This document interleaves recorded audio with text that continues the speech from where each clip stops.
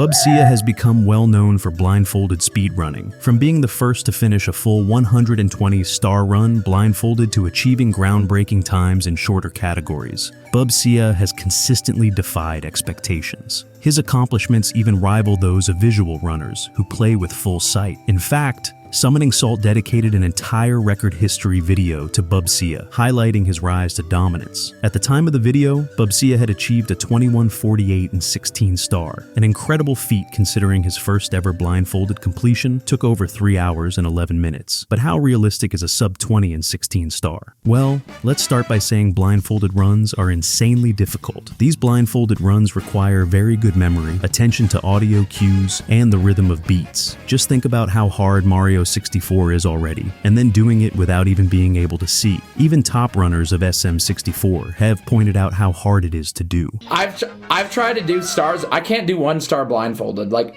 even though I've played this game for years and years and years, even trying to do 1 star blindfolded is insanely difficult. I have a blindfolded video from like a year ago where I randomly attempted stars blindfolded, and it took me hours to do 3 stars blindfolded, and they weren't easy stars. They were easy stars. It took me hours. To put it into perspective of the difficulty of sub 20 blindfolded, a 19-minute time is regarded as a big milestone for visual runners by many. So for blindfolded 16 star, it just seemed impossible. But on January 15th, 2024, Bubzia started his sub 20 journey, where he would stream every moment of practice, attempts, and strategy development. He labeled each stream by progression day 1, day 2, and so on, grinding 4 to 5 days a week. Many thought he was crazy and did not think it was even possible. When he achieved his 21:48 on February 12th of 2024, it was the first run that utilized the LBLJ, or lobby backwards long jump route, allowing him to get into Dark World early and skip the 8-star requirement. This allowed him to save 30 to 40 seconds, as being able to get to the basement quicker lets him skip some of the slow starts in the lobby. But even with the huge time save from the route, Bubzia knew this wasn't good enough. With 2 deaths, one being in Shifting Sandland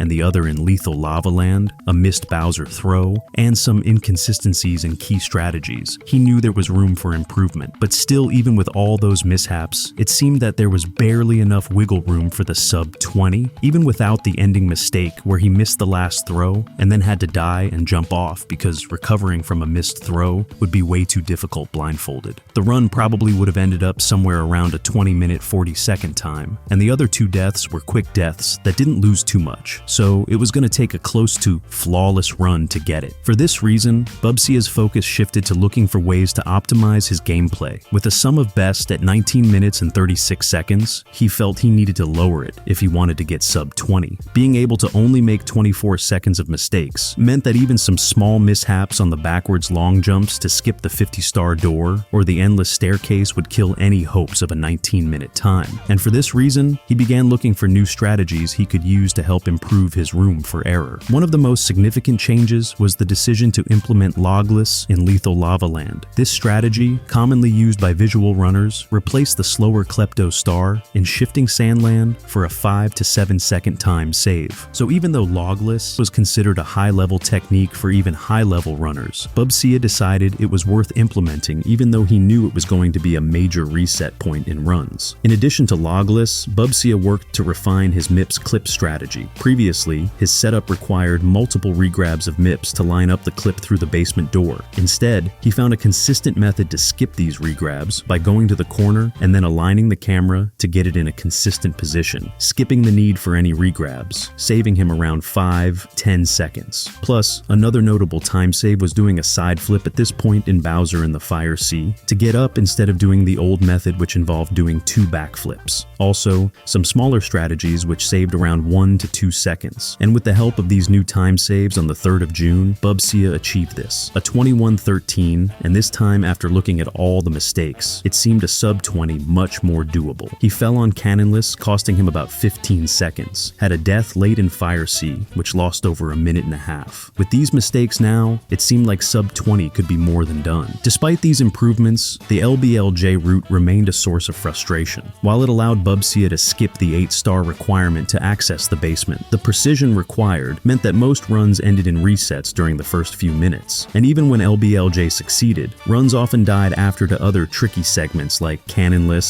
logless, or the Bowser stages. On some days, Bubzia could only manage a single run past the first stage in a 3-hour stream. The grind was mentally exhausting, and for this reason Bubzia would decide to go back to the no LBLJ route to be able to get more paces. Negating the 30 to 40 second time save for LBLJ sub 20 was still technically possible this way, but would demand way better execution. However, it seemed to help as he was able to get more paces deep. Unfortunately though, he eventually ran into many troubles with the Penguin Star and Cool Mountain, and after 2 weeks of failing the star nearly every time in runs, he decided to switch back to the LBLJ route. And him finding a new 100% consistent cannonless setup only added on to the reasons for him to do the LBLJ route. As with cannonless not being much of an issue anymore, it would eliminate many early resets, and not too long after Bubzia came back to the LBLJ route this happened.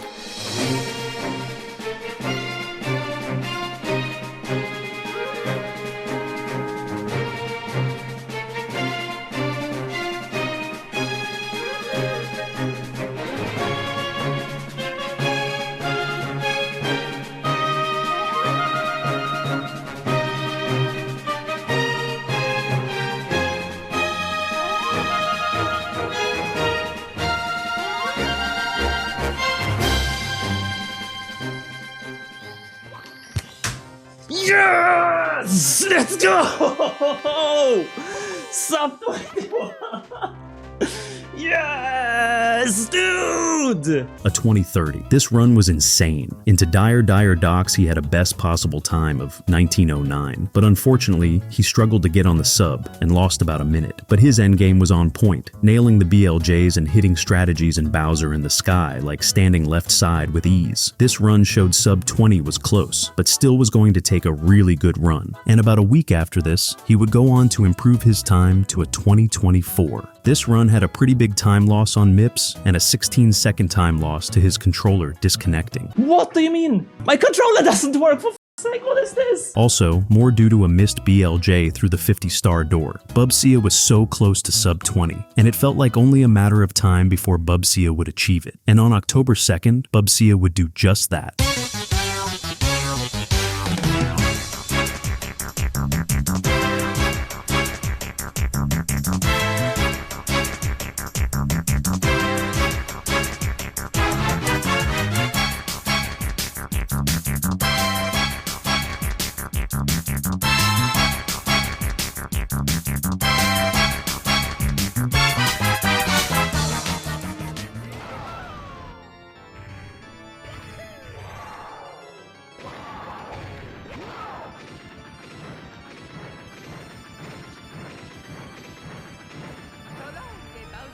Yes! Yes, dude!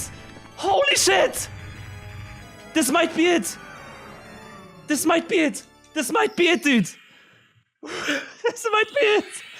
This might be it!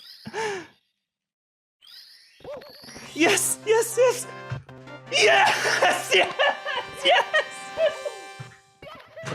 It's done! It is done! With a time of 1943, Bubzia shattered the previous world record by over 40 seconds, concluding a 118-day grind that began on January 15th. Bubzia's journey to sub 20 will forever be remembered as one of the greatest grinds in speedrunning history. From his humble beginnings with a 3-hour completion to breaking barriers even sighted runners struggle with, Bubzia has cemented his legacy as the king of blindfolded SM64 speedrunning. His grind truly shows his dedication, as there were many instances throughout that caused frustration and stress, where he could have easily given up, but he worked through them and achieved his goal. Go subscribe to Bubzia on YouTube and follow him on Twitch, as he is still actively pushing blindfolded categories to their limits. I will leave the links to his socials in the description. Currently, he is on a 70-star grind and is doing some pretty insane things on that stream, including Lava Boost, where you have to do 2 relatively precise burns to get him further up the volcano, closer to where the star is. If you enjoyed the video, make sure to like and subscribe to me. Your support is very much appreciated. If you have any video ideas or speedrunning topics you would like me to cover, you can leave a comment down below letting me know. Anyways, thank you for watching, and I will see you in the next video.